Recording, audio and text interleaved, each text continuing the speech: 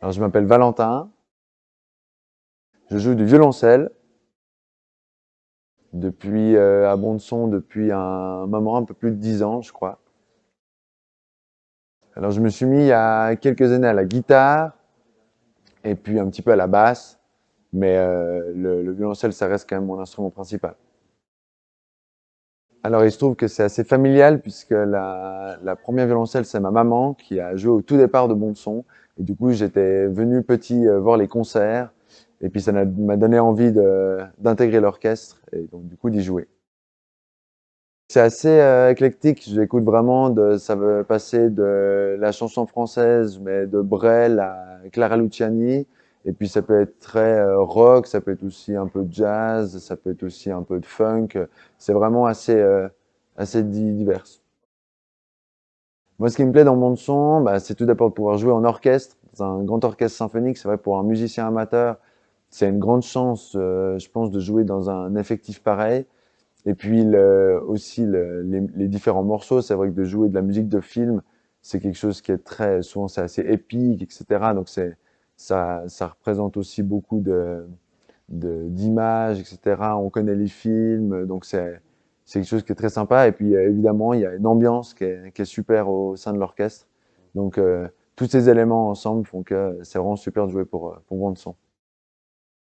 J'aime bien, mais je suis pas un grand cinéphile, c'est-à-dire que j'ai pas une énorme culture cinéma, mais j'aime bien. Et puis surtout, ce que je trouve intéressant, c'est que ça m'est arrivé parfois de découvrir des films par la musique, par bande son, et du coup, c'est assez drôle parce que quand on regarde le film, d'un coup, on repère les endroits où on joue, et c'est sympa à la fois de connaître le film avant de le jouer, mais c'est aussi parfois intéressant de découvrir le film par la musique.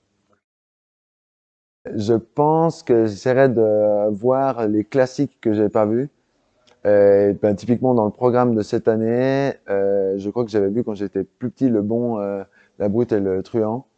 Mais j'aimerais bien du coup le revoir. Du coup, je pense que ce soir, je me ferai Le Bon, la Brute et le Truand. Moi, je trouve que c'est une thématique intéressante. Quand j'en parle autour de moi, les gens savent pas tellement ce que c'est le spaghetti western, donc je pense que c'est quelque chose qui est intéressant. Et puis, ben voilà, tout le monde connaît, je crois, Ennio Morricone. Mais il y a aussi plein de pièces peu connues. Ça serait aussi l'occasion d'avoir aussi un registre un petit peu différent que lors des années précédentes. Donc je trouve que c'est un programme très intéressant. Bah, on l'attend dans le programme. Moi, je sais que j'ai toujours mes deux, trois préférés, puis c'est souvent des petits passages qui nous font particulièrement vibrer.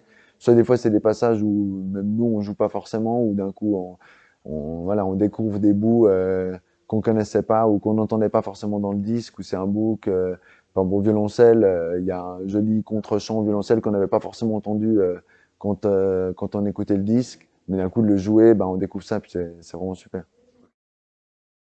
Bande son, c'est l'occasion parfaite de découvrir le monde de l'orchestre symphonique par un autre biais que la musique classique. C'est vrai qu'il y a une certaine personnes qui sont un peu réticentes à aller voir de la musique classique, ils disent ils vont s'embêter, etc. Mais c'est vraiment une vraie expérience de vivre un concert live avec 80, 100 musiciens sur scène.